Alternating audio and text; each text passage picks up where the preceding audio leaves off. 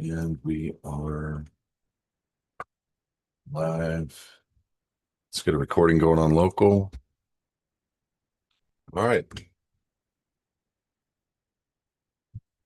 Thank you from the bottom of my heart. Once again, we're going to spend a little bit of time together. I appreciate you guys. Welcome to the His Advocates Q&A.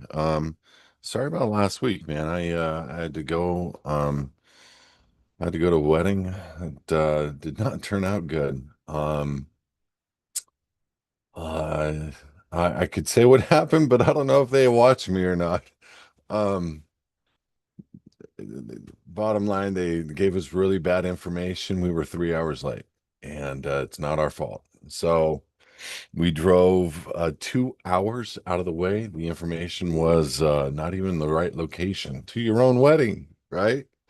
Anyway, after about six wrong turns, talking on the phone, doing this and that, passing our exit six different times, we crushed about 4 or 5 hours of our life, threw it away, and recaptured it back in moments of being able to look out at the Grand Canyon and having fun. And ended up in Vegas seeing family members. And, nothing is by random. Everything is for a reason. And so you got to look at life that way. But when you pass your exit by 1 hour and there's no way back except the same way, you can't like turn left and cut it off at the root kind of a thing. No, it didn't work out for me very well. I was not happy. Anyway, this is a Q&A. If you guys have any questions, do me a favor, go ahead and you can address them over in the chat area, and you can put them down in the Q&A section here. I will try to do my best and look at the comments and everything everywhere, just so that we can address. I do want to talk about crypto a little bit before we get going on the Q&A. I get a lot of questions about crypto, and I settled into there's about 17 different currencies that I control personally for foundations. And there is one specific that stands out to the tune of about 85 to 90% of holdings. And that one is XRP. The more I study, the more I'm vested into the choice I made 6 years ago, seven, whatever it is. And the more I get excited. Um, there's no doubt in my mind whatsoever. This is not, I don't need to say this. This is for me one of the things that is going to forever change a lot of people, especially in this ministry. I dug my heels in when I saw the patterns of what had happened, what they did, how they developed this specific currency out, and what they're doing today is like um only keeps validating the choice that we all made. And I think all of you guys are probably coming into an agreement with me right now. Um, and there's some people out there that I get it, they're worried. They're saying XRP is trash. XRP is the banker's coin. XRP will never go up. And I know they don't know their rear. They've never turned around and looked in a mirror very, very long. They don't understand what they're talking about, or they are there for a reason and they're saying what they're saying for a reason and being paid to do so. Um, XRP, without dealing with the naysayers, there's always been naysayers. There's always been the element of hating what the bankers created for themselves, and that's what this is. There's never been and in my mind, I never thought for a second I was doing this because this was a decentralized currency. I never thought that. I didn't make this choice because I thought, oh, great, this is going to be for the people. I didn't think that at all. I thought the banks created this for themselves. I thought they're going to do their best to keep this information quelched. They sued the company. They took it off every exchange. They fought to keep this information down. It's only the internet and AI's artificial intelligence lack of ability to get everything off the internet and scrub it. Um, for instance, you're still able to put information out, Rumble, BitChute, different things that are out there that can't be quelched, pushed down yet. Um, but information that is at least, by the way, I think it was Rumble. I think Rumble got bought for 600 million, I think. Anyway, um, there's never been that moment where I thought to myself, this is not going to happen. Not once did I think I made a bad decision. Um, I went from a young man in 2011 making a horrible decision and not putting money down on Bitcoin to a man that regretted that for 4 or 5 years after that, and then for sure regrets it today because Bitcoin's what, 108,000 per coin, and I was offered it at $10 and I could have, or five or whatever it was, and I could have put a lot of money in it. It just didn't feel safe. I wasn't able to touch it. It wasn't in my hands. Well, this is the same feelings they got when they were looking at a gold coin back in the day. And then somebody introduced this thing called a silver certificate or a gold backed certificate called a Federal Reserve note or Federal Reserve certificate. The same feeling they had 100 years ago, 90 years ago, 100, 110, whatever it was. I'm sorry, I don't know. Think about this. They're like, why would I change my gold for paper? Well, they had to make a law. And I don't know if y'all remember this, but in 1932, they made it illegal to own gold in this nation. And you know what I've been watching? It's kind of sad I'm watching this, but I have to just so I can see the plans they articulate and how they repeat these plans. You watch the Communist Manifesto, you watch the different elements of how they bring forth communism, and one of them was Stalin's way that he came up in the USSR, now today Soviet Union, Russia, whatever you want to call it. And you watch how they do the thing so you can learn from it and see the kind of patterns they're going to make and what they're going to do and not do. And then you would look at the history and you look at what they did and what they're, you know, do and not do. And then you go, okay, let's see what's going to repeat. Well, today, what was introduced 100 years ago, whatever it was, 90 years ago, as making it illegal to own gold, having you come in and turn it only for a U.S. citizen, which, by the way, none of the people were at that time. And then making the people come in and trade their gold or silver in for certificates, Federal Reserve certificates. And today, they're doing the same things. California just started a law that if you bring in or if your crypto is dormant for 3 years, dormant. What does that mean? They're going to make a new definition for dormant, I guess. If they make a crypto dormant for 3 years, that they can come and take your stuff. Really? Oh, that's very nice of you, corporation known as State of California, that you think you can just randomly hit. Well, guys, everything they do is by the color of law, not by actual law. And let me give you an example. Um, the IRS and the way they lien. The only way to do a lien is a proper way. It's administrative fault and default, and then you put it in the Secretary of State, and you have to go through a process to get that done. Now you have a real lien in place. You know what the IRS does? They write a little certificate and put it in the county recorder, and then bring that to the bank and say, "Oh, we got a real lien." No, they don't. No, they don't. And I called the banks on it. I have a letter. I call the banks on it. You have filed an inappropriate lien. This is an illegal lien. This is why. Here's the law showing what a lien is. Well, this is what these quote unquote people that are ruling over the people do to affect theft. It's theft. And it hurts and it bugs. And this is the same thing. This is why our crypto has never been more important to make sure it's safe. And by the way, if you have a ledger, listen to me right now.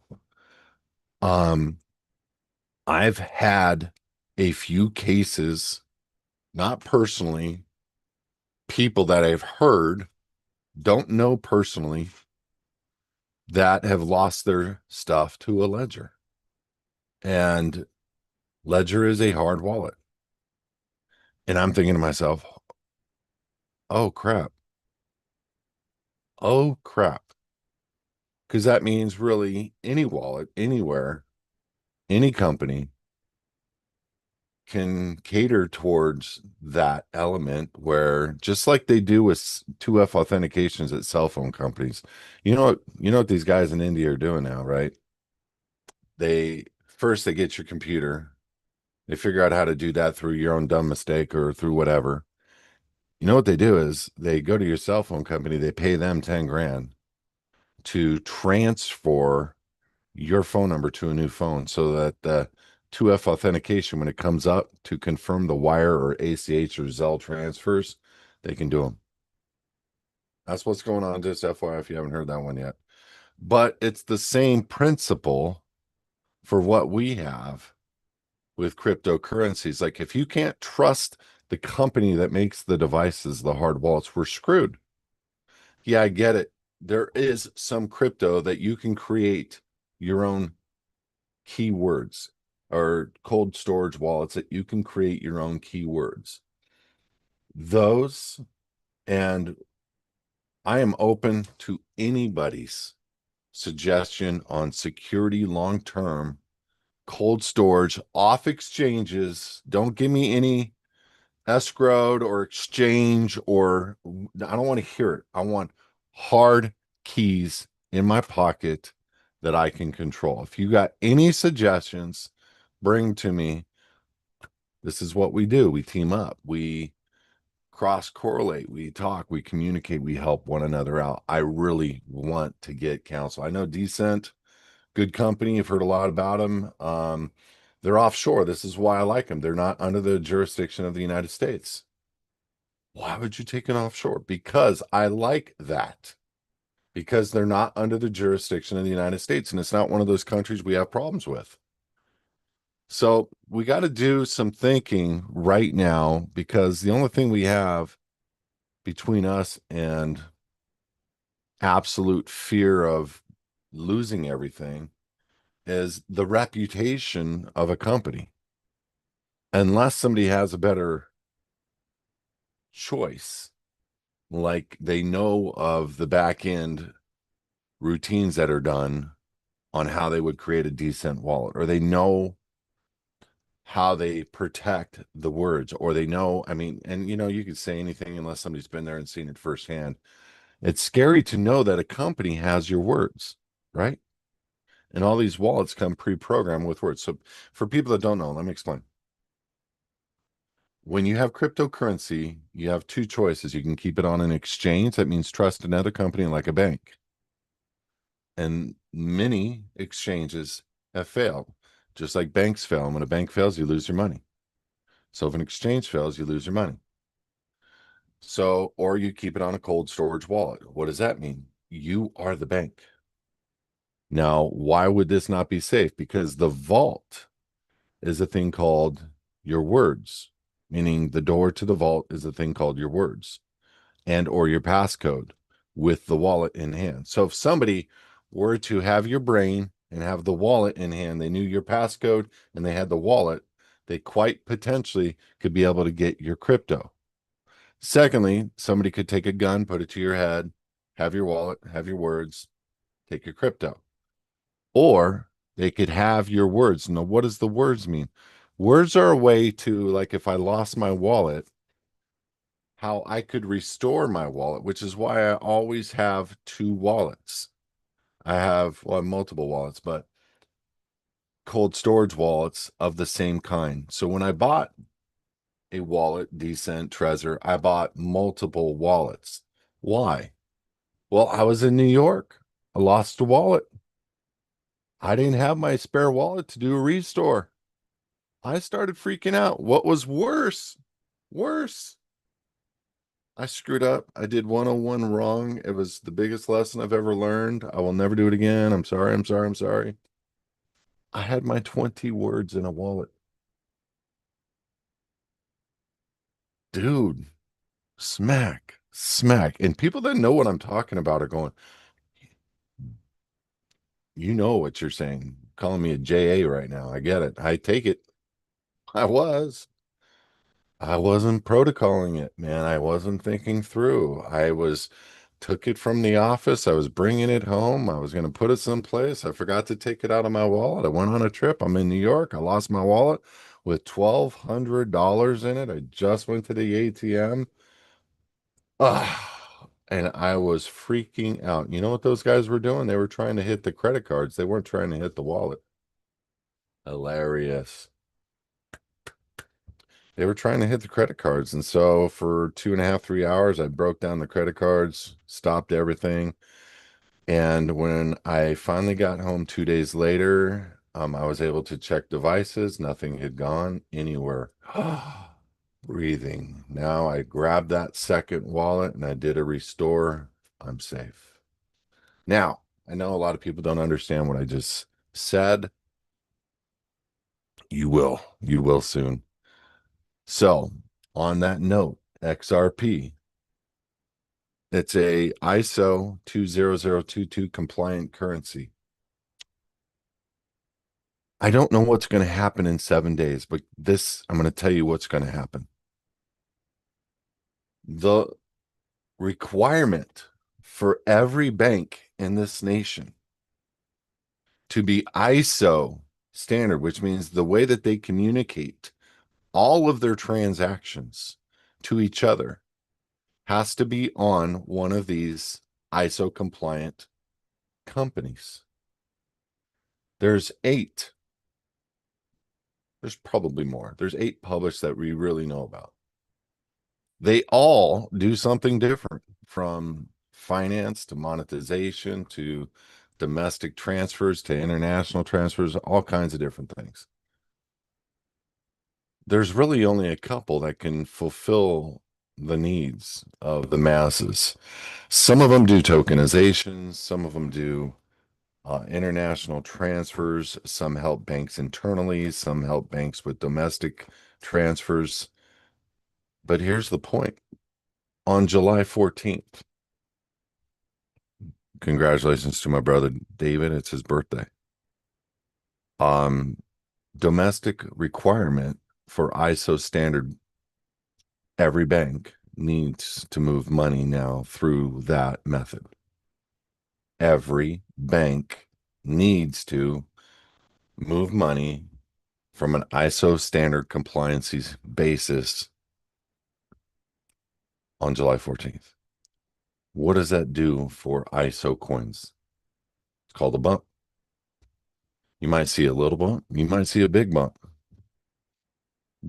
November 22nd requires you guys, listen, every bank in the world to be ISO compliant. That means every bank within their own country by July 14th. Every bank internationally moving money, cross-border payments. And guess what November 22nd is? XRP's business model, international transfers, bank-to-bank transfers. That's what they created.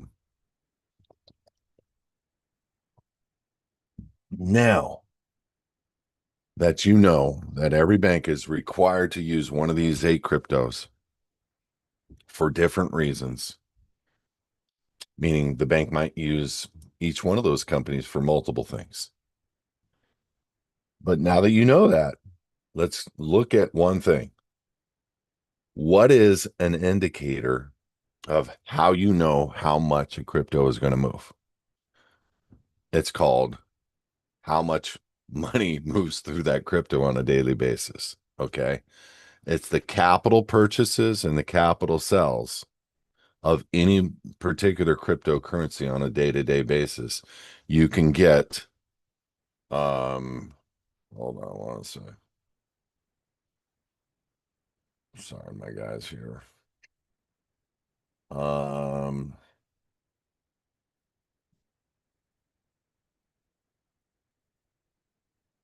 of course you're gonna come right now.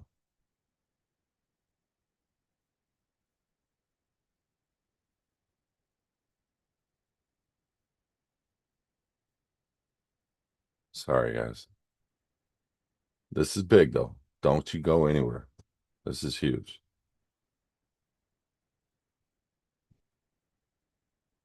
Hold on. One moment, please. Gosh.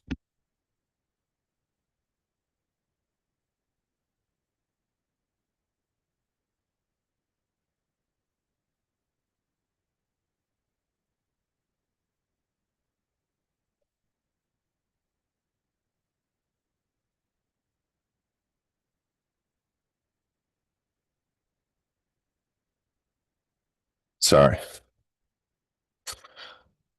Love it when people show up at the wrong time. Actually, it's the right time. It's my fault. 100%. So, to make a determining factor of what a currency is going to do, you have to look at the history of the currency with the amount of what it took for that currency to do what it did to make its gains. So, you take a look at the buys, you take a look at the sells of that currency on a day-to-day model. Here's a fact. So, XRP, I was telling all my friends at 18, 20, 22, 24, 25, 30, 50, buy XRP. A lot of them did. A lot of you guys did, and I told you to hold. Don't sell, just hold. XRP went from 50 to $3 in a very short period of time. It was right around the election, right before the election when they found out Donald Trump was getting voted into office. A lot of things going on. There's 100 things that could change the price of this crypto. But the one thing that is indisputed that is a market multiplier, which is what they've coined this. That what I'm going to explain to you, they've coined this as it's called a market multiplier. Um, is you take a look at the buys, you take a look at the sells, and you take a look at the difference of the gains on how much buys and how much sells and the actual leftover capital that XRP is really being now held out there. What do I mean by that? Well, if you take 100 million in buys and 100 million in or 99.9 million in sales, whatever it is, you're going to end up with that leftover dollar that's still being held in XRP. So what ended up happening is we went from a 45 to 50 billion dollar um market cap for XRP on a daily basis to about 150 billion market cap for XRP on a daily basis. Now, people would instantly say that's a 100 to 105 billion dollar difference in capitalization, and it is. But the reality is, when you take a look at the buys and then the sells, what was left over was about 180 million, 150 to 180 million. That means the balance of what it took. Listen, the balance of what it took to get it to go from 50 billion to 150 billion was about 180 million dollars, because that's after all the buys and sells. That was the increase of what people were holding in XRP. You get it? Why are you telling me this, Kelby?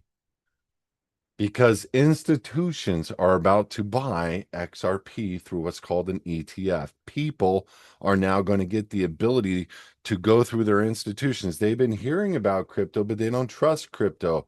Now, institutions will be able to invest directly into XRP through what's called an ETF.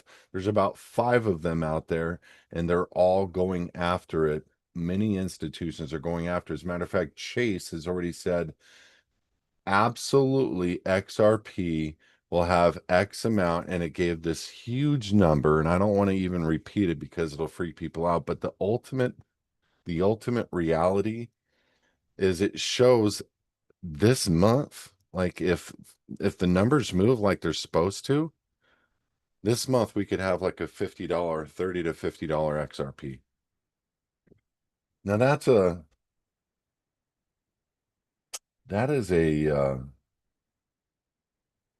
that is about a 25x. What is that? Take your number times 25, that's what you have. Okay. $2.50, 20, 30 cents, whatever it is right now, times 25. That's the number you have. I'm saying this, guys, because you have 7 days before a requirement by the world order to make sure all banks are utilizing one of these cryptos, and all of these cryptos fulfill a different function for banks. It's not like they're competing. They compete a little bit. There's a little overlay between XRP and XLM, but not much. What they do is specific to support the bank. What they do is allow for banks to be able to utilize their services like HBAR, and XDC, and the monetization of the entirety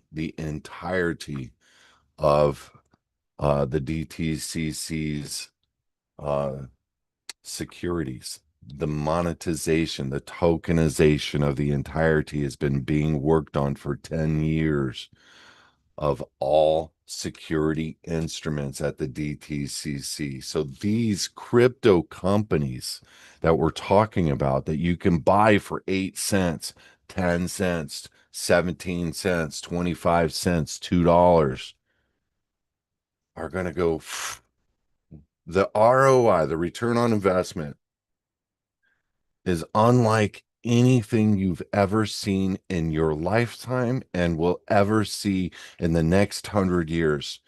We are changing monetary systems for the world, not for a small country, not for the country that controls the world, but for the entirety of the world. And these 8 currencies are all that the world is going to be utilizing, and all of them are going to take a dripping bath in, horrible analogy, but they're all going to be cash rich. And anybody that holds these cryptos will be cash rich. Now, some of the things that we have to worry about. It doesn't mean you stop doing what you need to, oh, because it's going to get all ripped off. Stop. No matter what, theft is going to happen. If you're in America, you're going to lose your retirements. In my opinion, you're going to get capped. You're going to get clipped. You already are getting clipped. You have no idea. You're getting clipped right now. You've lost 25% of the value of the dollar in the last 2 years. You got clipped and you didn't know it, and you did nothing about it. So you're sitting in your retirement earning 15% and you think you're okay. No, your buying power of your dollars lost 25%. You're not okay. I've been telling people, get out, run from your retirement accounts, even your self-directed ones. Run from it. Don't try to self-direct into a crypto and control it that way. You control the crypto in hand. You go get your loans, do whatever you can, get your cash, convert it, gold, silver, crypto, guns, ammo, food, whatever it is, it floats your boat. But you're already losing right now in your retirement accounts, period. And if your money is in the stock game, you're losing your money in the stock game, because your gains are 10, 12, 15, 20% if you're very good, and your loss of the value of the dollar. You need to convert from dollars. And I don't care of what blonde guy you love that sits in office. It doesn't matter. And I'm not making fun of your president. He's not my president, and it's not because I don't like him or what have you. I am a state citizen. He is a corporate president of the United States Corporation. That's all. So everybody calm down. I don't need to agree with everything that you agree with. I don't need to believe all the narratives that you want to believe about the white hats and all these things. I don't need to believe all that. As a matter of fact, I think you have no clue in a lot of different respects. And unfortunately, unless those stories are true, but for some reason, the stories that are getting out, we're not getting told the entirety of everything and whatever. I'm not going to go down that road of an argument. He's done a lot of great things. Stop right there. Okay. But there's a lot of things that are not being addressed, things that are critical to the infrastructure and the well being of this world and people in it. And we're not getting it done.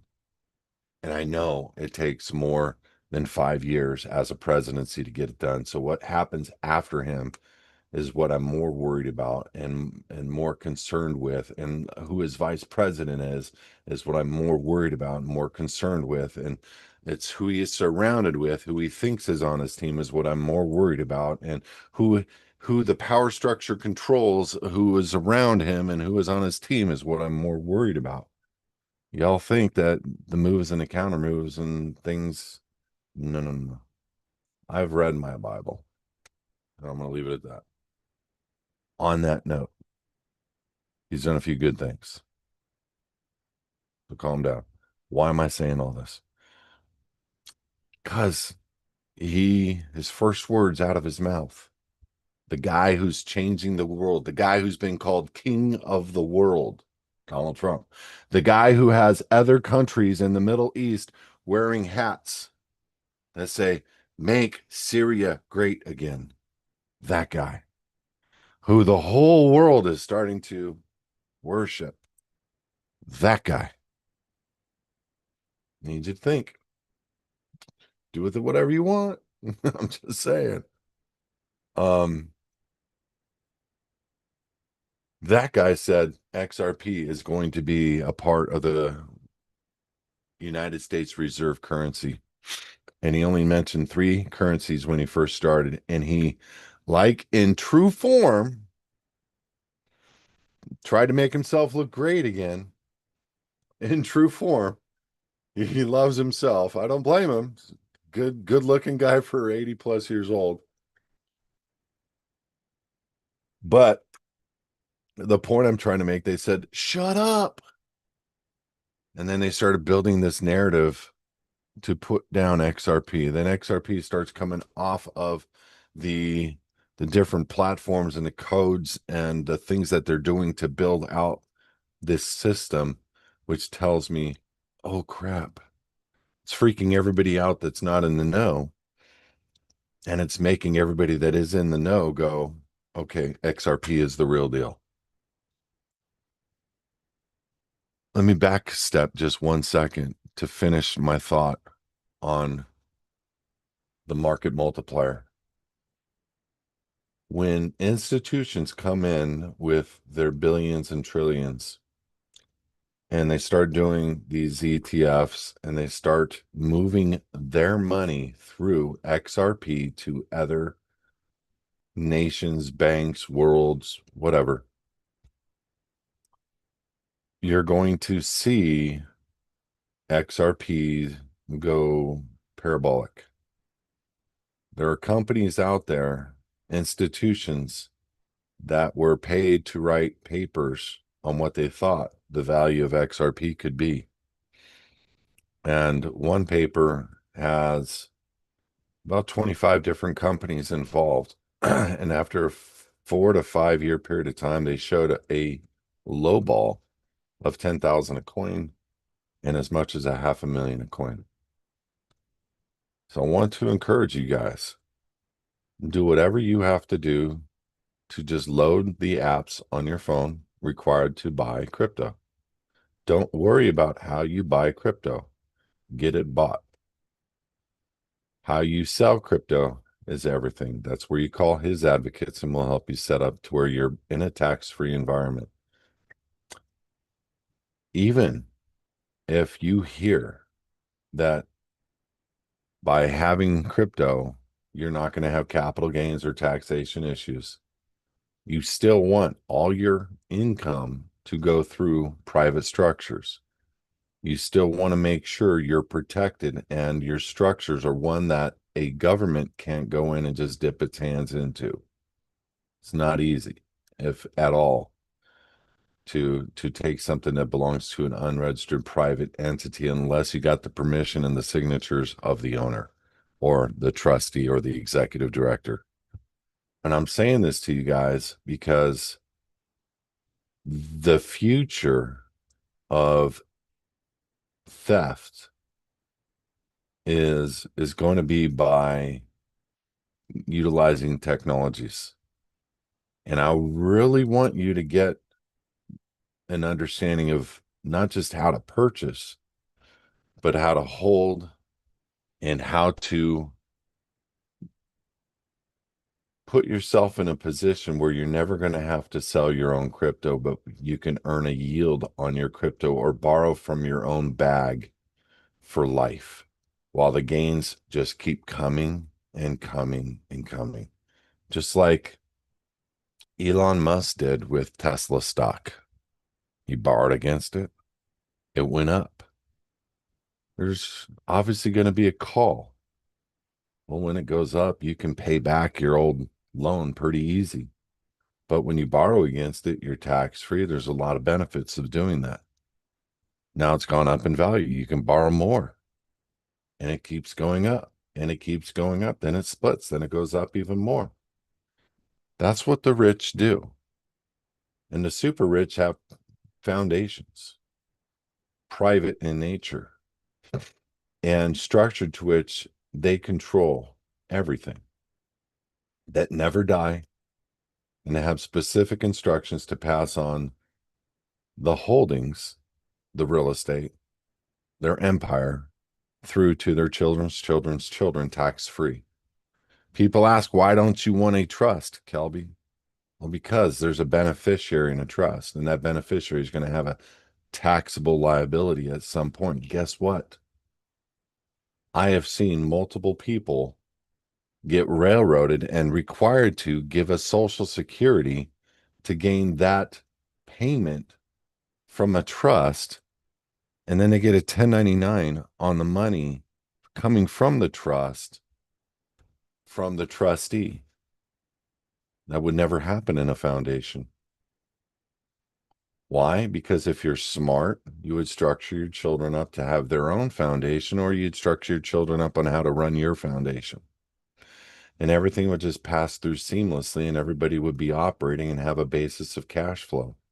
If somebody wanted their own foundation, they could start their own foundation, and you can donate from one foundation to another, or you can make a payment from one foundation to another, tax-free. This is why trusts are great, but they're not the answer in every situation. But you can take a trust and you can bury it inside of a foundation. And this is what we do. And it's called basically a standard operating agreement, a 1 or 2 page document with the stipulations of what you're going to do upon your death and who's taking over and who's running what. But this is a training ground that you need to have an institution that's going to be able to train it to the next of kin so that they would understand how to operate this kind of a situation. Unfortunately, there are people that'll just say, no, I just want to be paid in my name. I want to take it out.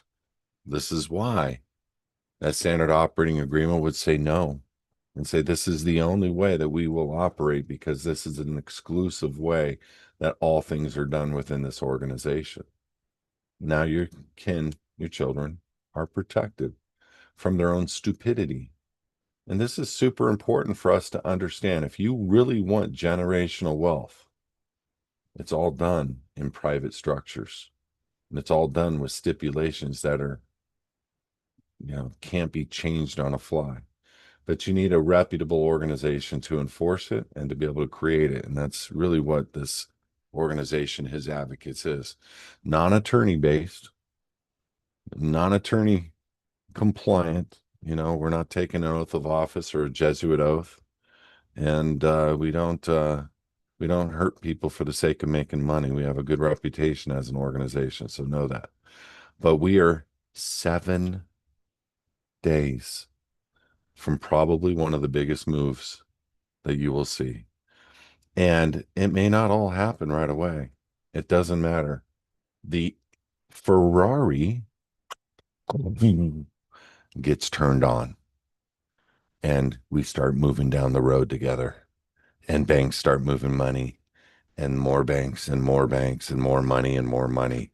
And they will all hold XRP and move it through their own holdings to the other institutions on instantaneous, super happy, without issues, super cheap, super green.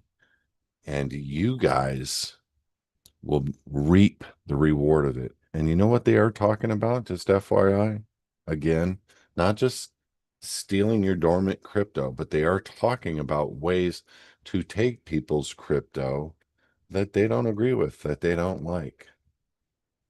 Uh-huh.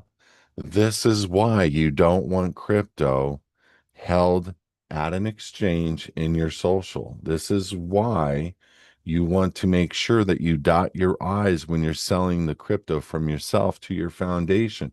This is why you don't want an LLC or an S Corp or a C Corp or a public foundation or a 501c3 or anything that's registered at all.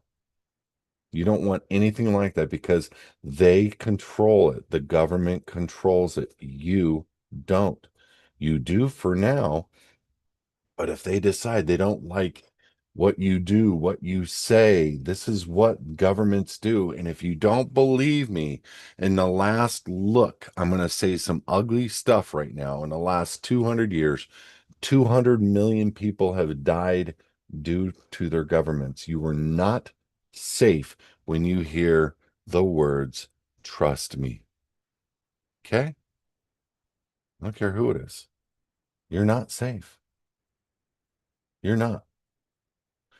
The second that a government says that, run, run. But most people think my government is good. My government is, we are a Christian nation. Run.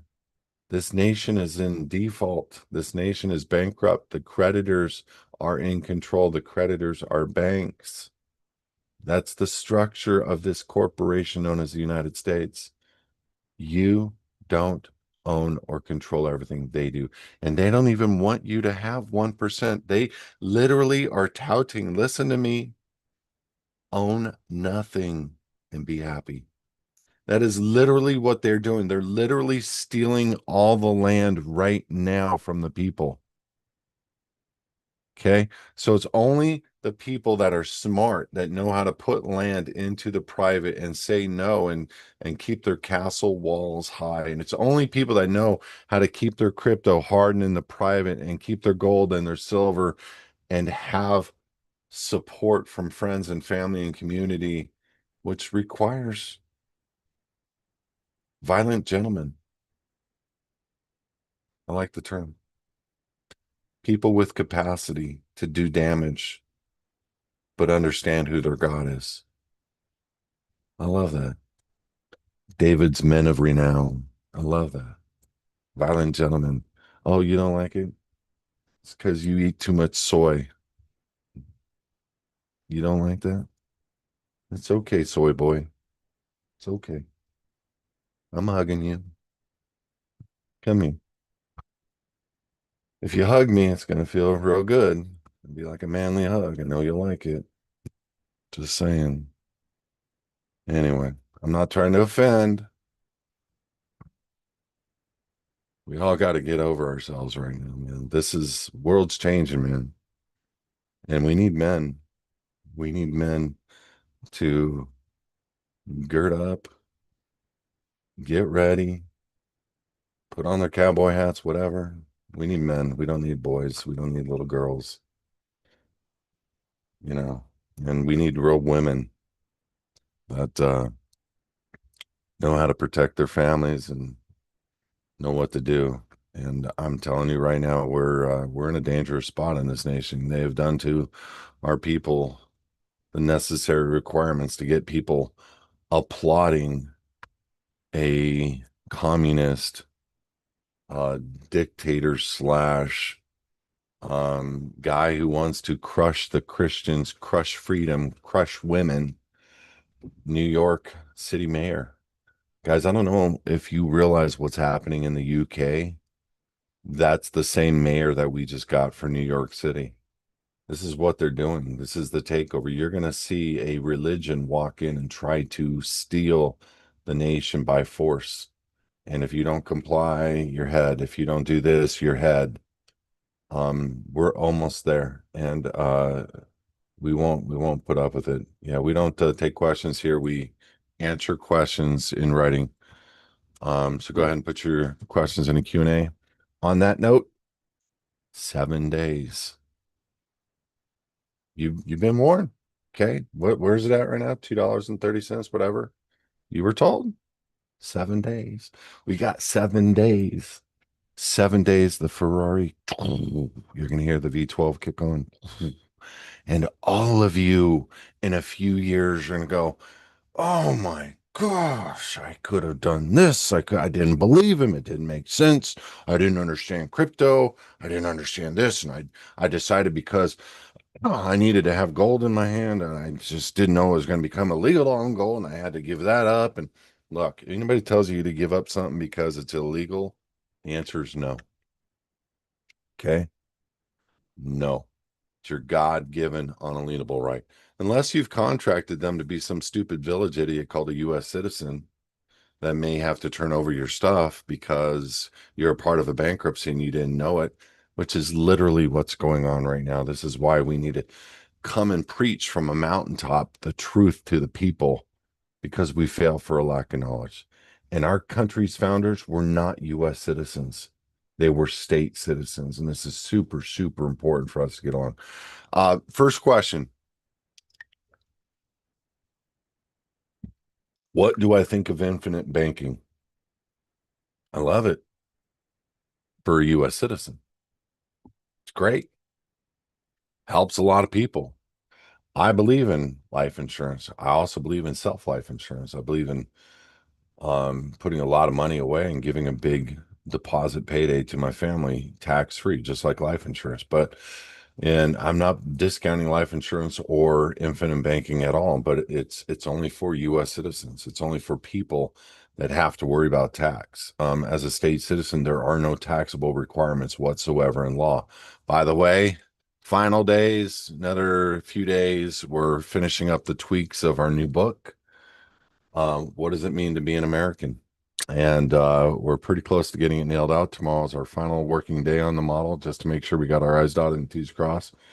Um, a lot of the cases in the book, all of the cases in the book are shepherdized. All the cases point, and we put a few cases in there that are very specific and unequivocally show two citizenships on our land, one being a state, another being a 14th Amendment U.S. citizen.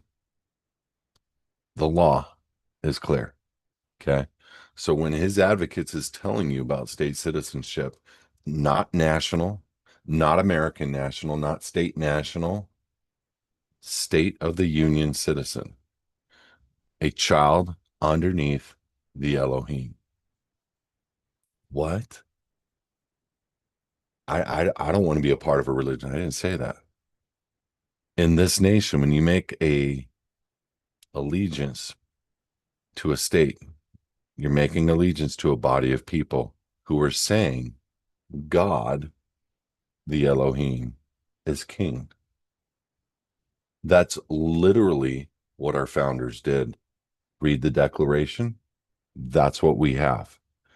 And it is just like having a heavenly citizenship here on earth because it's a body of people proclaiming we are direct under God. We are self-governed. Holy crud. When this hit me years ago, but when this hit me, I was like, you have given a lawful remedy for people to come out of tyranny and come into a lawful structure, making allegiance to a body of people who celebrate him as a king. That's the law. That's what we have. and that's what we share. And it just happens to be a state citizen, nothing else. What do I think of infinite banking? I think it's strategy wise, structure wise. I think all of it is excellent. I think it is not needed if you are a state citizen. So the people that don't refer anybody to us are the life insurance agents who are selling infinite banking. And those infinite banking models, I worry about only in that if they're able to steal the money from a social security number, they're able to take the death benefit or the money that's in an infinite banking policy during the duration of the policy. That is my only hangup I have with infinite banking. Second question, what circumstances typically qualify a situation where dual witnessing is important to better understand utility and use case? Great question. Um, will, last will and testament is the most critical, and I would suggest not just doing a witness or a dual witness, but I would suggest doing a notary and dual witness will. And I would suggest making it very clear with the jurisdiction.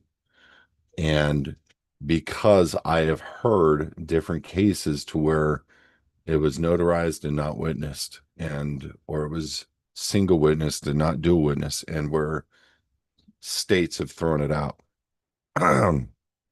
So make sure dual witnessed and notarized under a situation where you need to make absolute your desire for a future of your family, of a foundation or what have you. Second question, would it be useful to dual witness transferring a vehicle's ownership to a foundation? Why or why not? You don't need to, because a vehicle, when you're transferring it from your name, the requirement um is that somebody has identified you at an office location like a AAA or DMV, where they've looked at your ID, they realized you're the seller matches the information on title.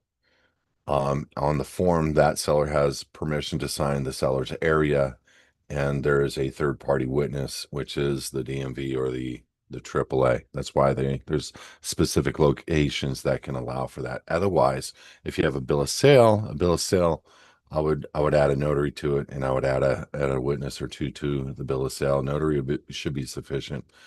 Um, if you're putting it into a foundation and you're worried about your intent, anything where you're not doing it in front of a DMV or where you're not doing it in front of a AAA, and you're just worried about the intent of your heart to transfer, it's not a problem dual witnessing something and notarizing something, because that shows intent, and you want to put a stamp on it with a time and date, because that starts the ticket. And so anytime you're transferring an asset, like if you're transferring crypto or something into your foundation, you want to make sure you do a time and date and you're notarizing it, because that all makes the transfer legitimate. Now you have the donation. You will now take the foundation, give a contribution, not a donation, a contribution receipt.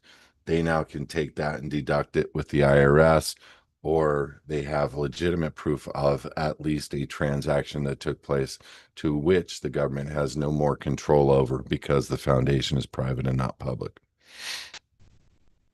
What do you mean private and not public? I mean, it is not registered in any county recorder. Private. A foundation that we do not register them at a Secretary of State or county recorder. That's private. We don't ask for permission to create a work of God or a church. We don't ask permission to create a trust. Those are things between us and our family, or us and God.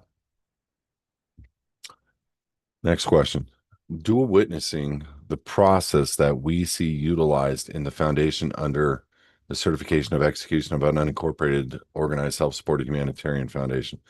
That's again private. So you're not going to see a notarized thing on that document. You're going to see two, four, sometimes six signatures, depends on how important the foundation is going to be. Like my marriage is super important.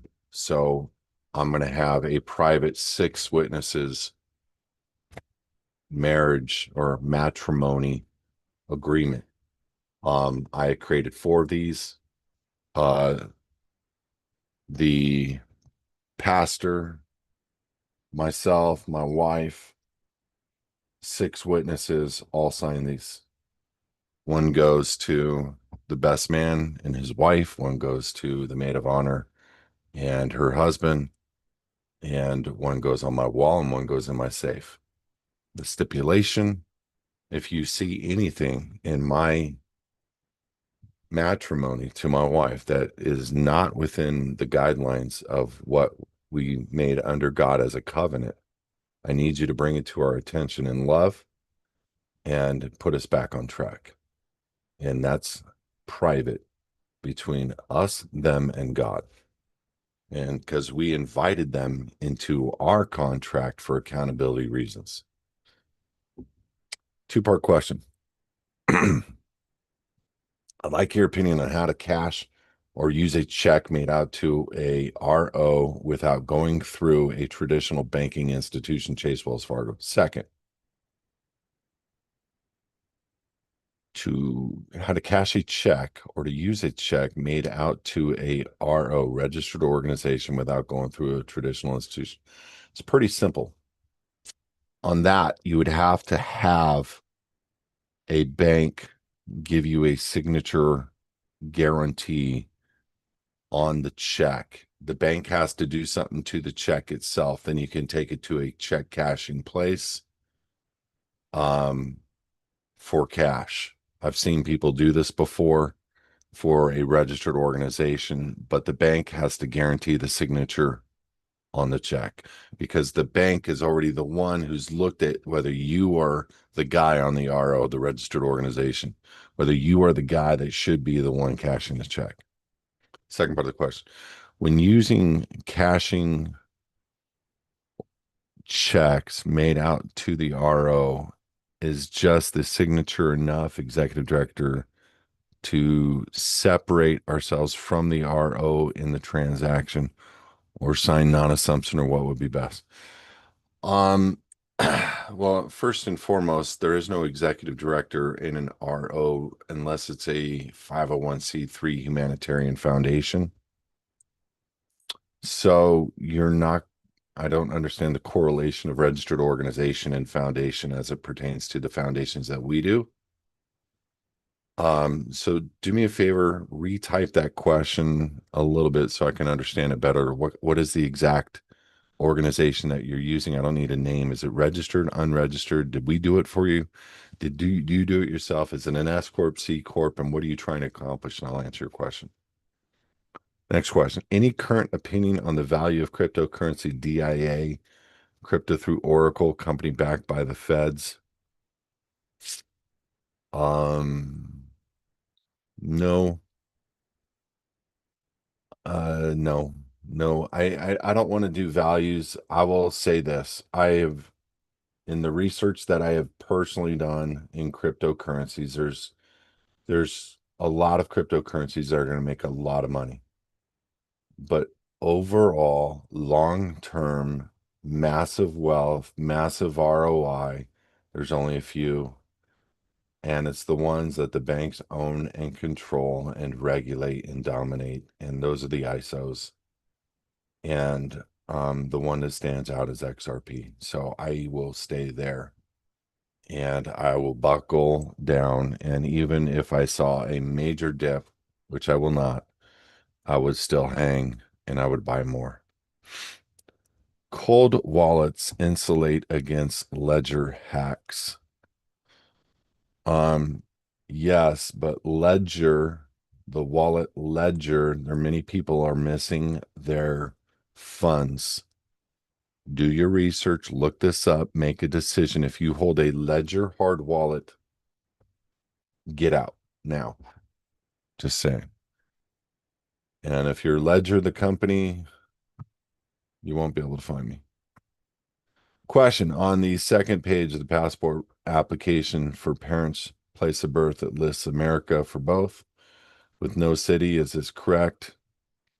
Um, I don't know what you put down. You maybe didn't put their city. It should be a city and a state. And it should say no to U.S. citizen. Also on page 2, question 11, where it says I'm a U.S. citizen, it is blanked. I marked no because I don't want anyone marking yes. Is there a reason why it should be left blank? Joe, if we did that application for you, submit a support topic requesting Kelby to get involved on your passport application. I want to see what is changed in our system that would mark that no or leave that blank because I don't know why that would have been left blank. It's all automated. I don't think it would have been left blank unless we changed an application, and I want to make sure that we're doing it tight. So thanks for the knowledge, but I want to get involved on that. Wallet scrutiny. Thank you, John. I'll check it out.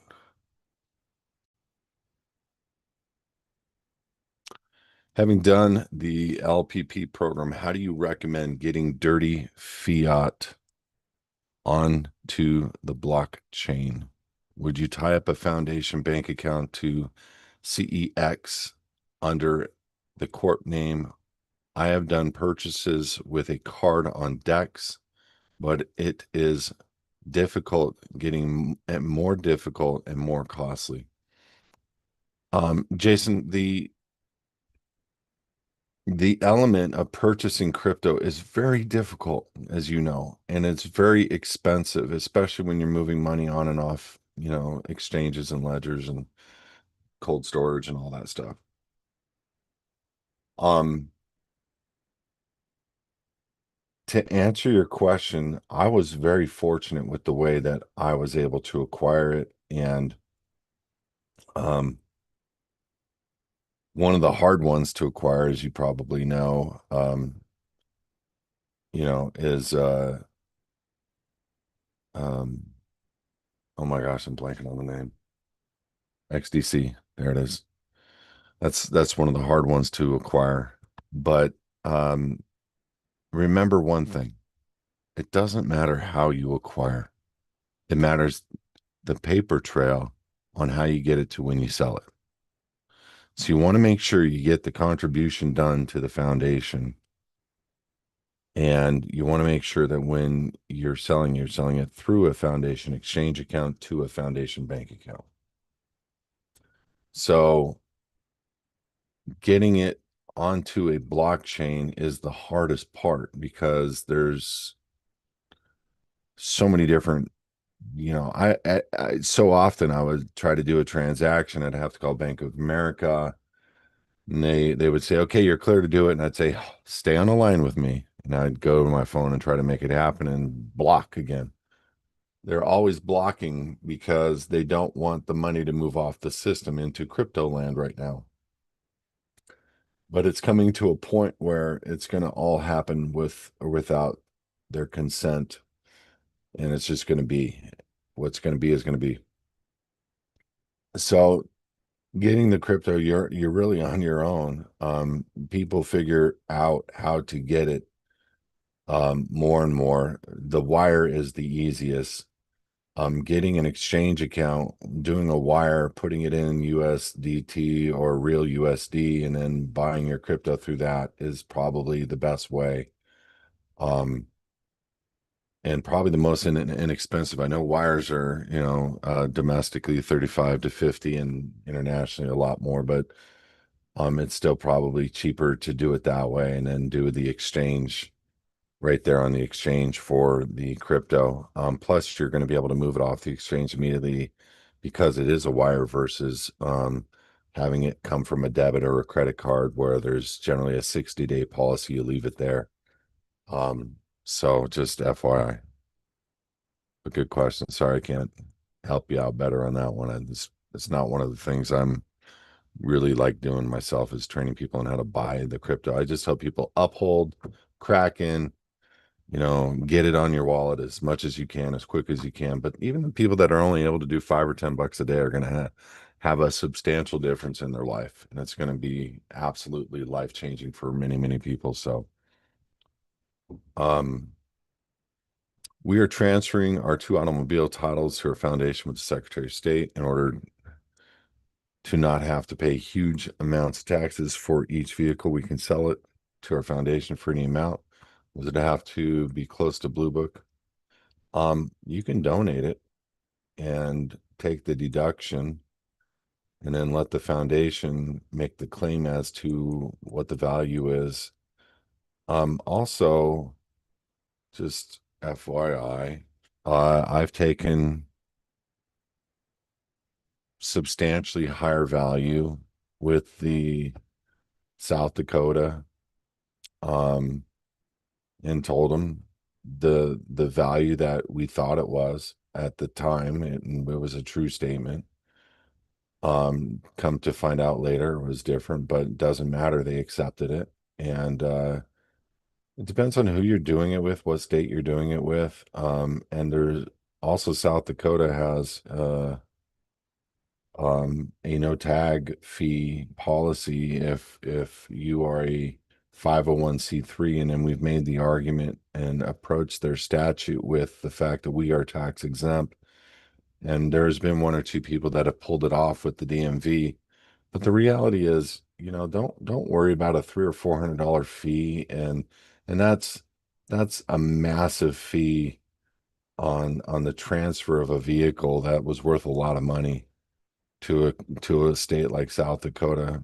But you got to understand something. There's so many benefits, like to have title in South Dakota. You're taking it out of your state, taking your states away, to take your car off the street without permission. You're taking away the need for in California to get a smog every 2 years. You're taking away um, all kinds of things. Plus, you can get a license in South Dakota, driver's license, just by proving that you've spent one night there. And I can give you guys a name and phone number. Just reach out to us, submit a support ticket. We'll give you a name and number of a guy. You can register a mailbox, and he'll give you a letter.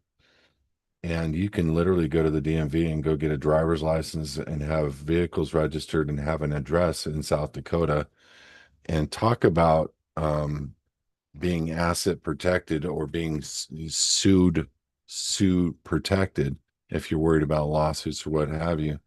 They can take all your mail at that mailbox, put it in an envelope, and once a month mail it to you. Yeah, there's costs there, but there's privacy there like you've never had before. So think about those things. Um, you can sell it for any amount of money you want. You don't need to do the donation or the contribution. And the sales value is the sales value. You bought it for a certain value. I don't know of any DMV that's going to tell you a different value for what you bought it for. Unless it's a brand new Mercedes being sold for $2,000. That might be a flag. I don't know. It's a good question. Just go try to do whatever you can to help yourself out. Obviously we don't want to pay fees, and if you're making a sale for 2 grand or 1 grand, go for it. And the bill of sale is the bill of sale. Just know that. We were told by our current insurance company that once our vehicles are switched to the foundation, they categorize as commercial vehicles. That is a lie. There's a lie. They just want to make more money. You just tell them, no, thank you. We're going to keep it. You're going to insure us, or we can move the vehicles to a different insurance company like State Farm, AAA, anybody. And we'll just make the loss payee the foundation. But this isn't a commercial policy because the foundation owns it. Our family trust or family foundation owns something that does not make this a commercial policy. Nice try. Next question. We're about to get an automobile quote from AAA for the vehicles. Per your advice in the previous Q&A, you instructed someone to get the quote based on a beneficiary. I just answered that question. There you go. All right, cool. Is it possible to put 25% on 4 different cold storage device? That way, if you access a little, it gets compromised. It's only lost by 25%. Yeah, it's totally possible. It's not only possible, I would recommend it to a lot of people, but Donald, I can't remember which way to turn sometimes in my house. And it's not because I'm dumb. I'm tired. It's late. Whatever, you know what I'm saying? Careful. Whatever you do, you better map it out on a piece of paper so you can go back to it and say, oh, that's what I did. I got to tell you something, when you got a lot on your plate, got a lot to think about, you forget about a lot of things. Next question. Does it make sense to put LLCs inside foundation in order to silo commodities?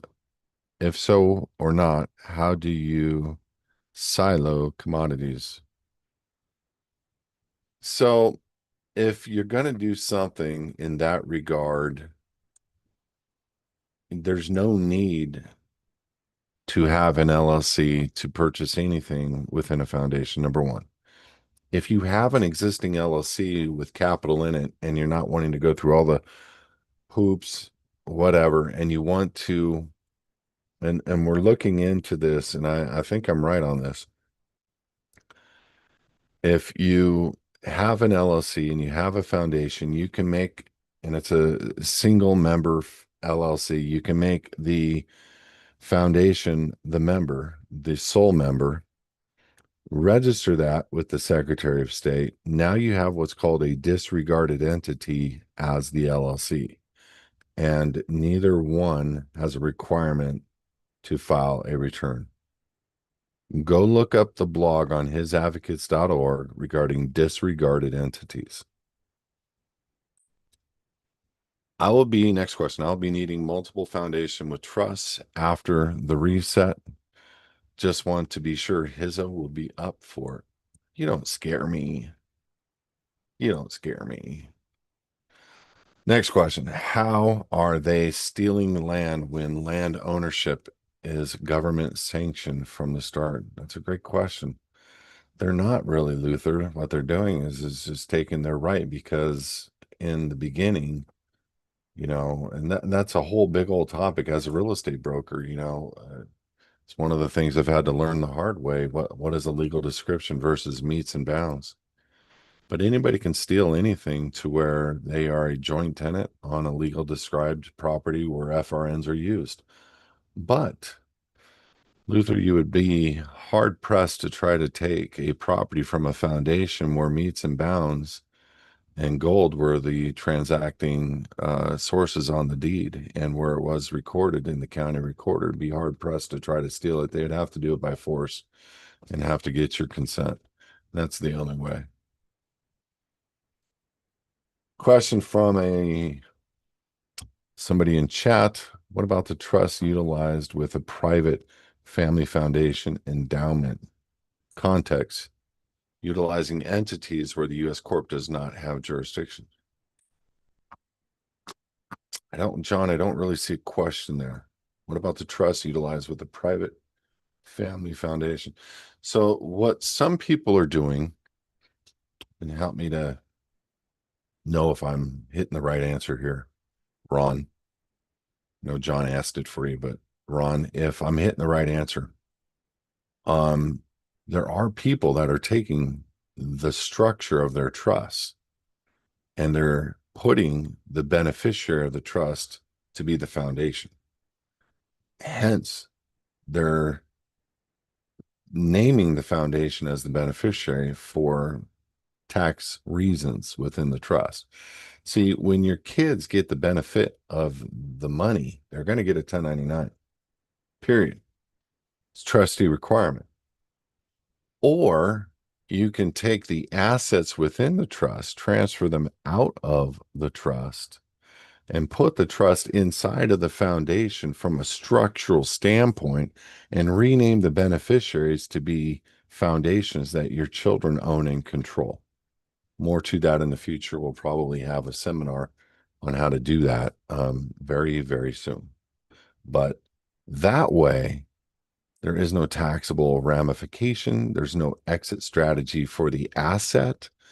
And there's no capital gains requirement on the asset upon exit. There's things you can control much better with a foundation than you could with a trust.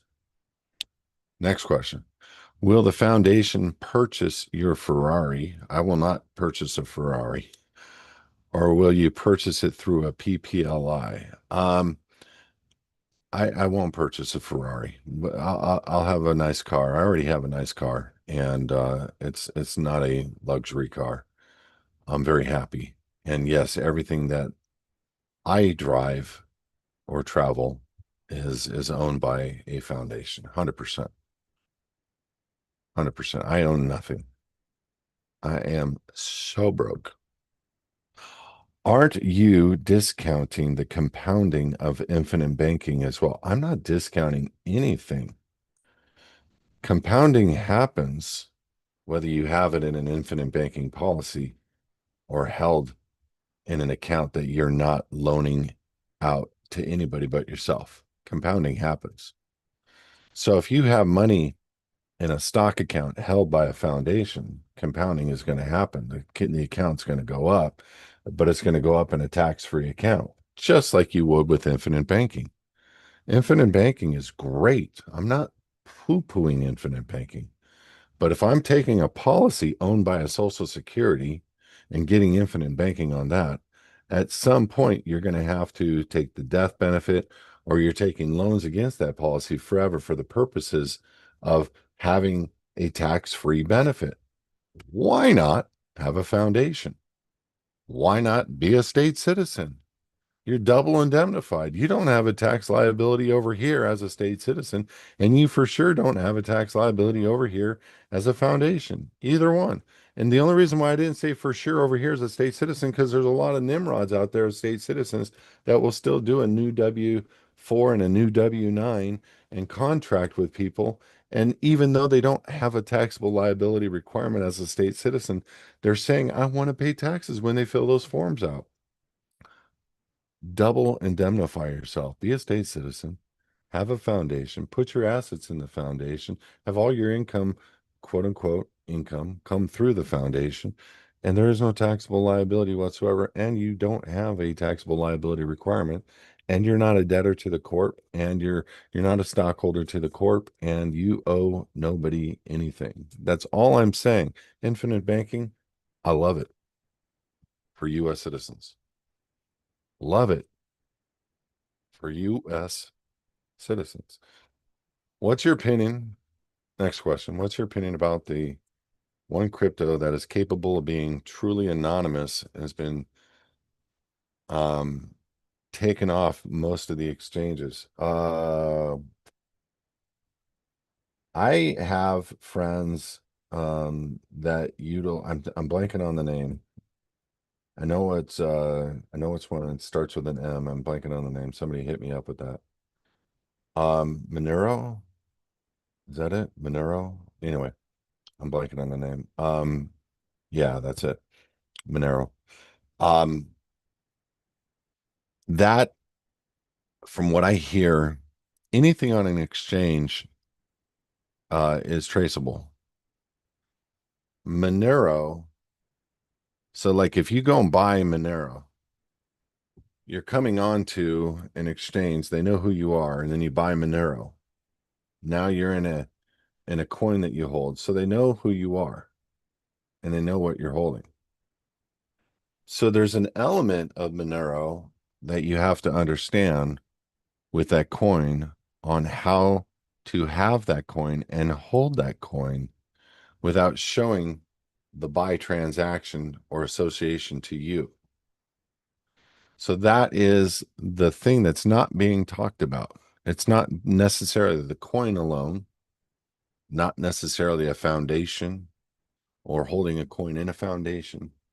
It's the understanding of the transactions that associate a purchase to you or a sell to you where you are the beneficiary of and taxable liability. So just know that. And as you're going to be purchasing coins in the future for yourself, you want to make sure that you understand that. And you understand when you're selling a coin, it's everything. And do you have your paper trail set up properly? Their donation receipts, your your receipt from the foundation, the timestamps, the notaries. Do you have it all dialed in? And then do you have an exchange account set up over here? So again, I know people want privacy, but I don't know enough about Monero to know if it's perfectly private. I have no idea. I doubt it. But it's not the coin holding the coin. It's how you bought the coin and how you sell the coin or move the coin. There's guys out there that know how to hold that coin privately to where nobody knows who's holding it. That's the difference. And that's it's the on-road and the off-road that you need to worry about to the freeway known as blockchain that identify who you are. Next question. Do you get state citizenship from where you are domiciled or where you were born? So if you're born, that's where you get it. If you're naturalized, it's by allegiance only. They're both by allegiance. But if you're naturalized, it's by allegiance to where you're currently living. We've helped 400 or 500 people that have been naturalized receive state citizenship, and some immediately after they received it. Next question. I have completed the living in the private program. However, I'm unable to close my all capital bank account at the credit union until my 2 loans I have are paid off. I've tried to close them. Does this affect my state citizenship status or tax exempt status while still open? Sean, nobody can prohibit you from closing anything. I understand they may have a contract requirement for you to keep accounts open. That still would not prohibit you from closing the accounts by force. No, it doesn't. Sean, remember layers. Like this is a jacket. It's like let's pretend it's Kevlar. This is just one layer of support, like what was that movie? John Wick, you know, bullets. So we have layers of Kevlar. Closing a personal account is like a layer of Kevlar. It's an ad to make sure one day they have nothing to pull us in on a warrant, indictment, or what have you. But for sure, you're leaving yourself open for assets to be taken, personal money, what have you. But don't worry about it so much that you think it's going to affect your status. It doesn't. What it could affect is if you're in trouble and they're trying to gain subject matter jurisdiction, but there are still things that we could do and support you with to help you with based on the status work that you've done. But know this, it's Kevlar. We're trying to put as much Kevlar over you as possible. So we create these things that we've seen on indictments, and we do the opposite. We close the personal bank accounts. We don't receive personal mail anymore. So it's just dotting I's, Sean. It's just crossing T's, and one day you'll get it crossed. If the foundation pays for something else, does it own it? No, it doesn't have to own it to pay for something else. But it would make sense for a bill to go into the name of a foundation, gas, water, electric. It would make sense to put the title in a foundation. Then you can pay the mortgage, you can pay the taxes, you can pay everything through the foundation. Part 2 question from John. I would like your opinion on how to okay, great. Cash a check made out to the all caps name, birth certificate without going through traditional banking institution. Second question, when cashing using checks made out to the name, is just the signature enough by executive director? Oh, I get what you're saying. Um, I would put without recourse, non-assumptive without recourse on every signature of a check cashed with the all caps name on it. Non-assumptive dash without W/out or spelled out recourse. Very powerful. Don't think it's Simple. It's not. It's very powerful. It's kept many people from going to prison. Next question. So you are saying to get rid of your Ledger wallet.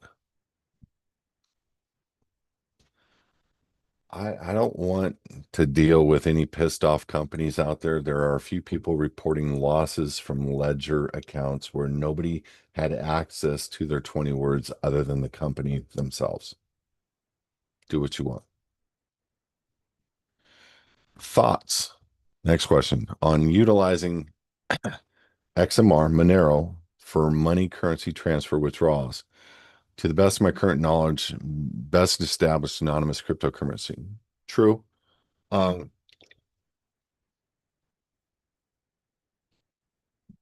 I think anything that is anonymous is helpful, but more importantly, the only reason they created that stuff is so they couldn't transact, tax, go after assets of people that were purchased with that crypto. So if I'm purchasing something that is owned by the foundation, nobody can go after it anyway. So it's taking crypto like Monero, and if ran through a foundation, would be privacy and tax strategy on steroids. It would be very good, but not needed, but very good. I don't ever discount a creation of a non-governmental institution or something that can't be verified or tracked or followed. I'll never poo-poo that. I'll embrace that. But the reality is, if my crypto or the crypto that is owned by foundations that I manage, it doesn't matter what the crypto is, they don't have jurisdiction over it. And people think that's not that important. Guys, listen to me. Jurisdiction is everything. Jurisdiction is everything. Every warrant, every indictment, all of it, you must prove subject matter jurisdiction. And they can't just do that. They have to take and do affidavits attesting to certain things. And if something were to happen and they were to rely on an affidavit, those things would come out and appellate level, they would be removed. Decisions would be changed. Things would be inverted. So jurisdiction is everything, especially over you.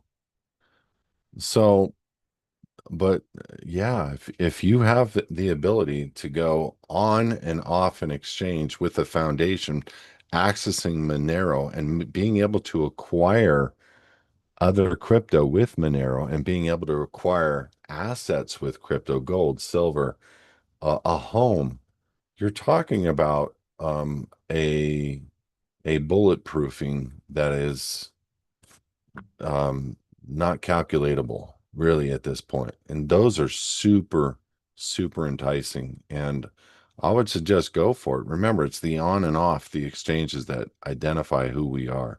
So when you're coming off the exchange and you're cashing out, you want to make sure you're doing it through a foundation. You want to make sure you're doing it through an exit strategy where they don't have jurisdiction over those types of accounts. Because there's always an off the exchange. Unless you're buying direct, like real USD and all those things, those are ultimately going to end up being considered cash by everybody. I mean, XRP, I can go buy wallets, watches, you name it with XRP. I can buy houses with XRP, anything, cars, you name it, anything with XRP. So knowing that I can buy anything with XRP right now, um, the important thing to understand is how am I exiting? So the purchase isn't the big deal. So get your apps going on your phones. And remember, we got 7 days, man. Today is July 7th. And I know a lot of people weren't on the initial part of this. You got to re-listen to this, guys. I mean, I pounded this in the beginning. Today is July 7th, and by July 14th, you're gonna see a major game change. I think by the end of the month. God, I'm not. don't obviously have any clue, but it's where all domestic banks in every country have to be utilizing the ISO coins. The ISO coins, XRP, XLM, XDC, HBAR, Alga. There's like 8 coins, and you go for it right now as fast as you can. For me, XRP is number one. XRP, XRP. I believe both Bitcoin and Ripple. Ripple is the oldest crypto company in the world, and it's only 20, 21 years old. I believe XRP Ripple came out of the NSA. It's my personal opinion. I believe Bitcoin came out of the NSA. It's my personal opinion. I think for a fact Bitcoin is not a good currency to hold. Could be a good reward for a lot of people. It could get up to in the millions. I think it's a scam personally. I'm just saying, because it came before XRP as an ETF. This deregulated crypto got approval from the SEC before XRP, which is now the only approved currency by the SEC in the entirety of the world. So, do with that what you wish. Uh, Fold app through Sutton Bank to buy BTC in the registered name. Move to a Cake wallet and convert within the wallet to Monero. Move the Monero privately to a non KYC exchange like Trade. Oh, I love it. I love it. Howard, we need to talk. Mark Cuban stated a few days ago that the next trillionaire is probably going to be a teenager living in his mother's basement using AI stuff. Your thoughts? Yeah, I agree. There will be more individuals, not men with companies, not men with tens of thousands of employees. There will be more billionaires because of AI than anything else, and more than likely the kids that know how to command it. Yes, I agree. 100%. I don't like Mark Cuban, but I agree with that statement. Ron from chat on his answered question. Yes, that is it, sir, because the adult kids will run the foundation. Perfected. You sound hypocritical, sir. Government sanctions an LLC, S Corp, trust, C Corps, and foundation. Government at any time can seize all of what whenever it wishes. Luther? No, it doesn't. And I'm not going to argue this point. You're talking about a registered 501c3 humanitarian foundation. You are not talking about a private, unregistered foundation. Who are they going to serve? How are they going to gain access over the assets that it owns? I've never seen them do it before, and I've never will see them do it in the future. They can't gain jurisdiction unless the executive director allows them to. And in relating to a trust, if the trust is private and not public, and the individual, the executor of the trust, knows to induce the trust law, he can bring forth the trust law, which is a higher form of law than the court, and say, no, due to an NDA that I have with the trust, I cannot divulge that information. No, sir, as a broker licensed in California who has done thousands of loans and understands trust and title better than you or most any attorneys. And I don't mean to tell you I'm all that in a bag of chips. I'm just telling you, I am a pro at this. You're wrong. I am right. Only because of the word unregistered versus registered, not because I'm smarter than you. I just know that a government cannot access something that has not been registered in their system. They have no jurisdiction over it. So respectfully, it's not about really being right or wrong, even though I am and you're not. Love you, Luther. Let's go get some lunch. If an employer refuses to pay one's private foundation, what is the next best option for living privately while working for the man? I love that. If the opportunity for not working for the man has to wait a couple of years. Um, Become a state citizen, force the W-8 BEN upon the employer. Period. Next question.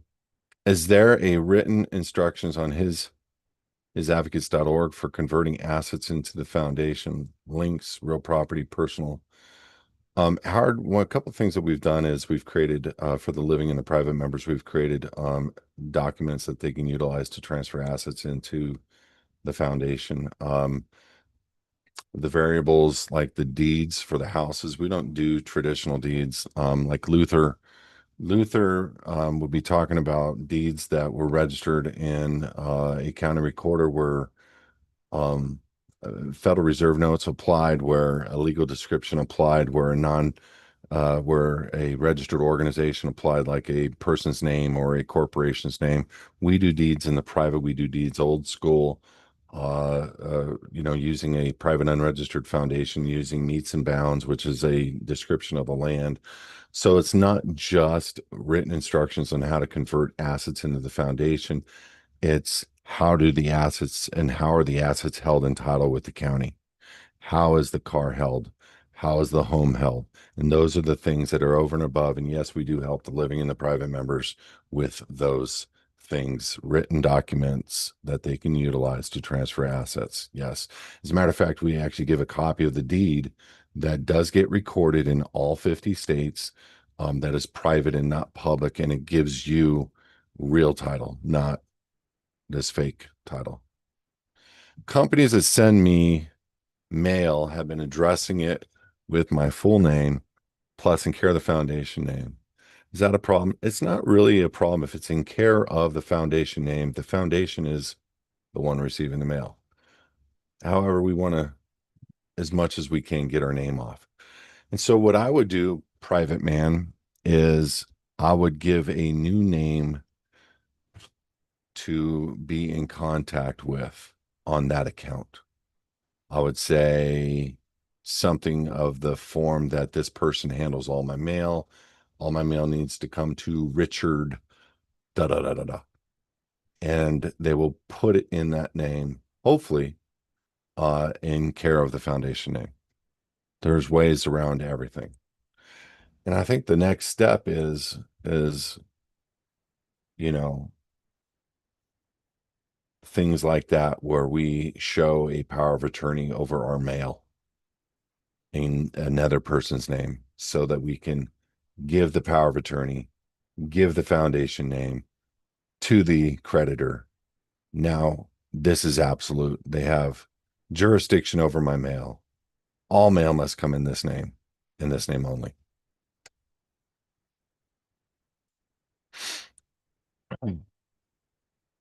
Will you have any issues becoming a state citizen if you have unfulfilled taxes? Theoretically, yes, if over 50,000 and it's filed in the county recorder and it's newer than 10 years old. However, I've helped people up to $1 million of taxable liability with liens in the county recorder get passports. So the variable is a few different things. I need to ask you some questions.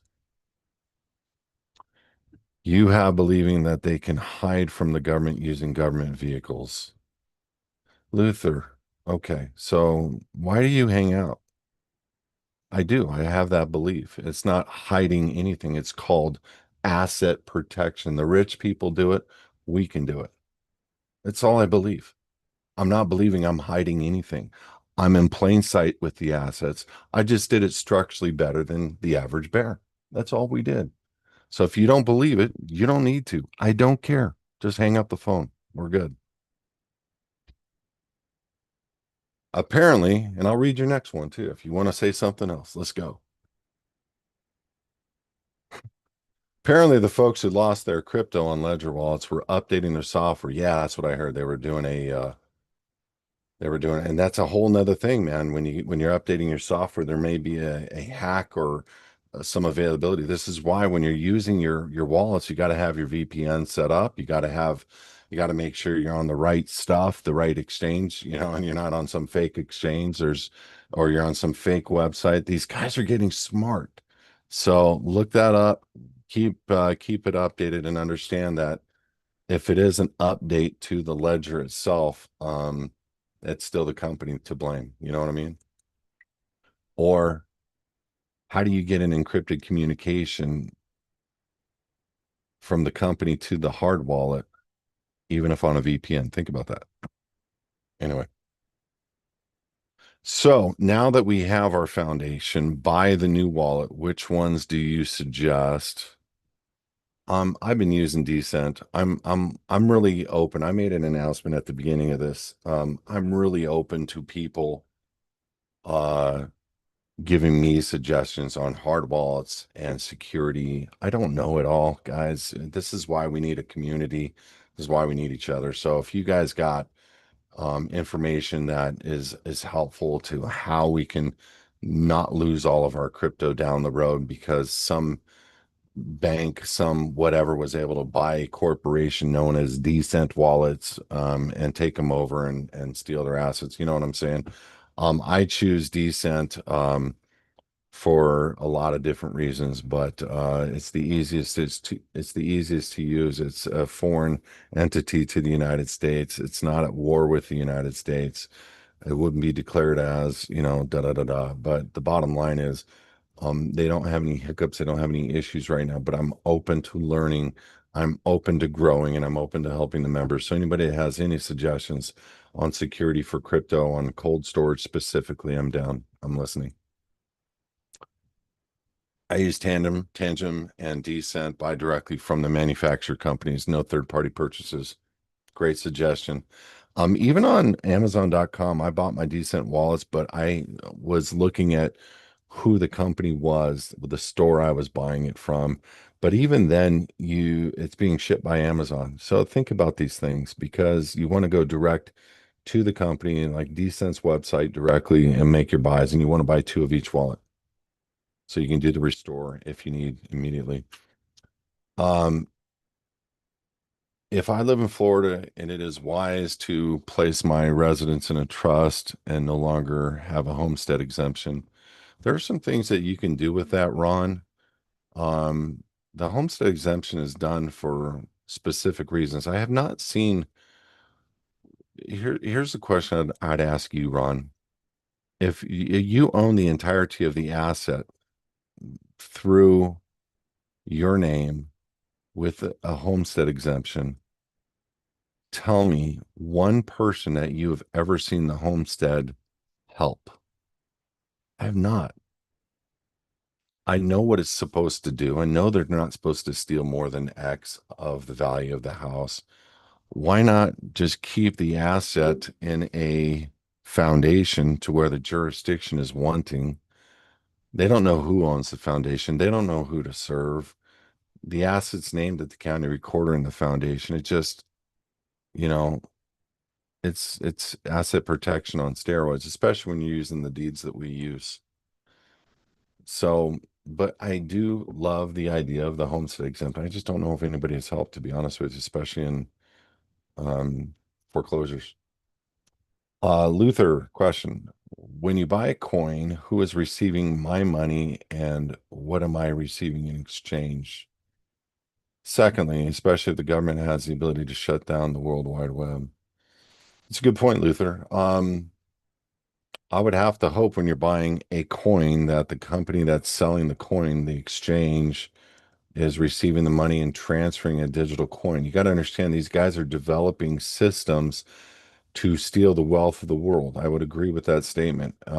And these systems can the stealing the wealth of the world can't be done if things are on hard wallets with keys. And if you understood keys on hard wallets, you would know that these systems are, for the most part, protected unless the keys would be handed over by a company selling the hard wallets themselves. So you want to get keys that are issued by hard wallets issued by companies that are out of the jurisdiction of the United States.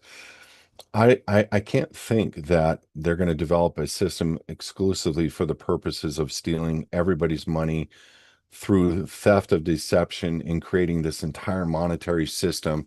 And then, oh, by the way, you transferred all your fiat currency, boom, your money's gone. The system would be over immediately and nobody would buy into crypto anymore. But instead, create a system to where they can take the wealth from the people through a slow method of depreciation of their currencies on a worldwide basis, which is what they did, and then get them to believe that they're going to have tax benefits by coming into crypto, which is what they are doing, and make it tax free. That's what this administration is doing. And then you transfer your gold, you transfer your silver, you transfer your assets. But Luther, you are holding something in your wallet that is worthless right now. You're holding an asset in your house on the deed of your house. It's worthless. You have joint tenant in common. It's worthless. We just helped. His advocates, just helped somebody who pays $43,000 a year in property taxes now pay zero tax exempt as a foundation. Does that mean that we don't know what we're doing? Does that mean we're not helping people with foundations get exemptions, even though they're not a 501c3? Does that mean that these oppressors are so oppressing that you don't and or can't fight for the right of being tax exempt all the way down to your property? So the element of, I guess what you're saying is because they control the asset and the sale on, and they control this whole mythological thing of crypto, that they can control everything and take anything that they want. That is true, especially when jurisdiction, and I'm saying that is true, especially when jurisdiction is granting them. See, I've read the case laws, I've read indictments, I've read warrants. What is not true, maybe what you don't understand, is every warrant, every indictment, if it's just random, Luther, that they can just take anything they want, they wouldn't have to explain why they have authority over this person on the indictment. They wouldn't have to explain why they have to have authority over this individual on a warrant. They wouldn't. They would just go in and steal the stuff. But instead, they have to explain why a company called the United States has jurisdiction over a man, why a company called the United States has jurisdiction over a corporation. And if you reverse engineer these warrants and you reverse engineer these indictments, what you're going to find is the living in the private program through his advocates. Do with that what you will. But I'm just going to make the steps to remove the jurisdictional elements that I've seen on every warrant, on every indictment. I'm just going to remove what I do to participate in those steps. And thus, they will not be able to say those things about me on those documents. That's why we reverse engineer warrants and indictments. Secondly, I've never seen a foundation. Remember something, you're looking at a registered foundation, a 501c3 under IRS code, a humanitarian foundation under IRS code. That is not the same thing as a private, unregistered, unincorporated foundation for a family or for a church or for whatever. Two very different things. Registered, unregistered, public, private, registered, unregistered, public, private, private, yours, registered, you give it away. It's just like taking fiat and depositing it in a bank. Now they own it for credit on account. It's the same principle. We are not depositing the asset. We are not giving the asset that belongs to God over to man. That's what we're doing. And that's the important thing that you need to remember. So that same principle of crypto, they own and control all the people. They own and control all the corporations. Okay. They don't own and control foundations, period. And they don't own and control real men that are unregistered and private, meaning if you can get an account opened up in lowercase without using a birth certificate or driver's license. But that's not the case. But you can get an account open with an unregistered private foundation, and you can sell and move stuff around, and you don't have to file a tax return. And doing over 9,000 of these now, over 16, 15 years, oh, actually longer on foundations since 2008. I've never seen one. I've never seen them be able to take the assets of a foundation without voluntary consent of the owner or the executive director. And even then, I've not seen it. So just do with that what you will. But I'm not going to buy into this fact that they've created an entire system for the exclusive purpose that it's all fraud and then nobody's going to get an opportunity to make money in it. I'm just not going to buy into that, if that's what you're saying. With the unlawful way the country is, will it becoming a state citizen be protective? Yes. That's a fair question, but the reality is there's things built into the Lieber into international treaty law that protect you. Is leaving a country better option? No way. No. Alligator Alcatraz, etc. No. I would never leave this country. And I live in probably one of the most oppressive states. I think the most oppressive state is going to be New York City very soon. But the bigger problem isn't necessarily, and I'm going to call it out, the bigger problem is follow what's wrong with UK. The enforcement is being done by people believing in a narrative of religion versus freedom. That religion has become more important, and speaking specifically of the Muslim faith, has become more important than, and I get it, their belief system is extremely important, just like my belief system is extremely important, but not when it comes to the detriment of giving people freedom of choice. And there is really no religion. If you look at the Jewish, the Talmud, you look at Muslims, the only religion that gives freedom to all religions to worship as they choose is Christianity. And the one that is going to come under the greatest scrutiny and the greatest oppression is Christianity. So you want to, as a Christian, make sure that you don't fall into the jurisdiction. And there are things as a Christian that you can do without succumbing to another person's faith, without giving up your freedom of choice to the God that you worship. There are things that you can do, and we talk about those things at His Advocates. Too much to talk about right now. Thank you, John. Appreciate that. That's cool. Okay. Bartering is legal. Another question from Luther. Bartering is legal in America. You mean United States? United States is a corporation, Title 28, subsection 3002, with exclusive jurisdiction to the District of Columbia, 9 UCC 307H. The United States does not have jurisdiction outside of the District of Columbia unless consented. So anything outside of the District of Columbia is voluntary. I've got a book coming out, Luther, in about 5 days. I hope you buy it. It'll be $1 for the first few days. I think you'll be able to afford it just fine.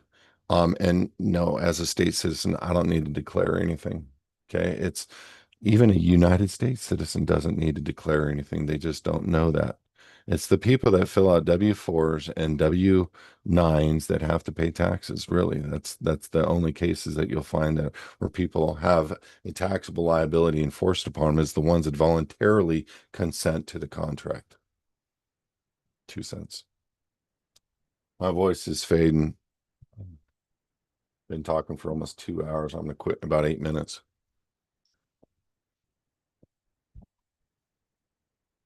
Missouri requires residency to file and pay personal property tax, which is required for car registration. So we'll be moving our registration to SD, boom, and move ownership to the foundation in that process. How do we pay for that without a foundation bank account? Tried 3 banks so far. How do we pay for what without a foundation? Pay for the SD transfer? You don't need to pay for the transfer with the foundation necessarily. You want to get the transfer done to protect the assets. Ask a more specific question, Howard, so I can help you. I don't really understand what you're asking. Where do you litigate a trust higher than a court? I'm not saying you don't litigate a trust in court. I'm saying that the trust cannot be litigated if the trustee of the trust has an obligation to the trust, because the trust is the highest form of law. Read your Constitution. Contract law is the highest form of law. And all an administrative court is a contract law court. So they want to try to get you into a contract position to where you're giving your authority of the contract over to the judge. And that's why the judges are the ultimate tricksters. So litigating a trust can't be litigated if you know what you're doing in a court as the trustee of the trust. Luther. I think Luther has a point to prove. Keep it coming, Luther. I love it. I love it. I love, no offense. I was right where you were, ignorance. And it's not that you're stupid, it's you're sold. You're either an agent or you're sold out. And if you're sold out, you can still come over and you just got to lean in and you'll find that the law supports what we do. And the law also supports you being free to being a slave and surety and corporate, you know, corporately owned for sure. For sure. You're right in a lot of stuff of what you say. But the reality is, I'm right to do what I do as well. If I haven't finalized the IRS notification of status, correction docs, would it be better to cash a check before if a remaining unpaid balance with the IRS? So, John, I think you have some big fat check you're trying to get cleared and you're worried about the taxation element on it. Just cash the check because you have liens on a bank account. I'm sure you didn't tell me, and you're worried about that. And so, cash the check, cash in your hand is not in the IRS's hands. And then you can go and donate it to a foundation account. You can buy an asset, put it in a foundation account. Just don't worry about all that.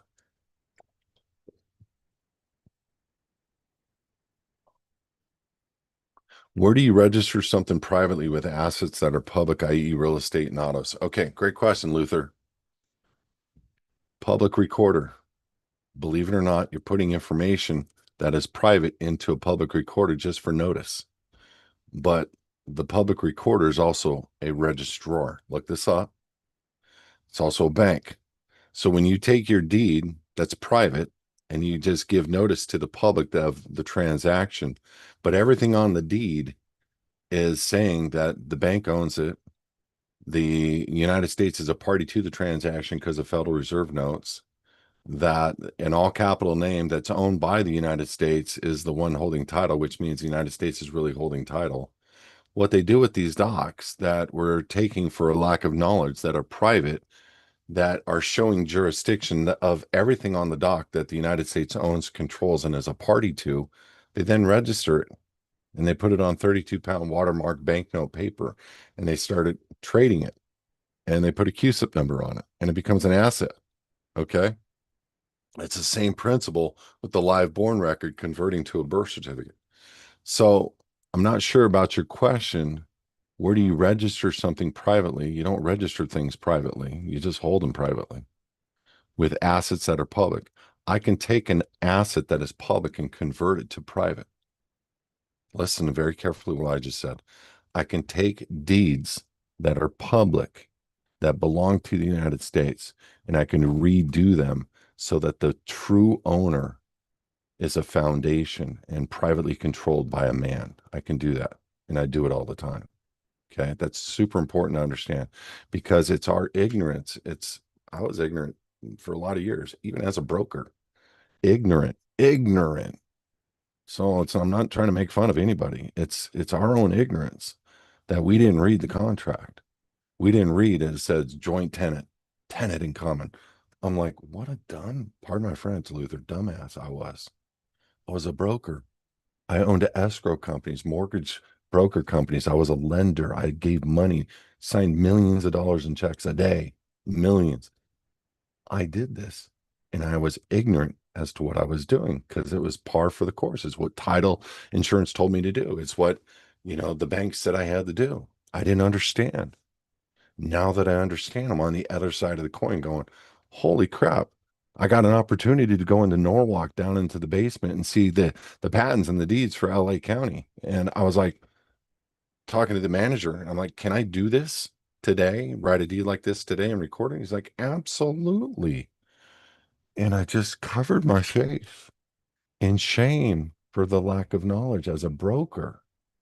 So, bro, I get where you're coming from with the questions, but everything is a jurisdictional position. Everything. The only time that we lose is consent. People think the Holocaust, if you believe that, I'm not saying it's not true or true, was not done by consent. I will argue that it was. When you have 27,000 people getting on a train with five armed men, I will say that was consent. We're all doing the same thing with the way that we live our lives. We're giving it over because we're told this is the way it has to be. So I'm just going to encourage you, bro, just to take a step outside of everything you ever thought you knew, that there could be another place for your ability to live a life in freedom. And it's all in what you know. It's all in how you record and not register. And that's the equation. Give them something they can't sell because they don't own it. That's the equation, respectfully.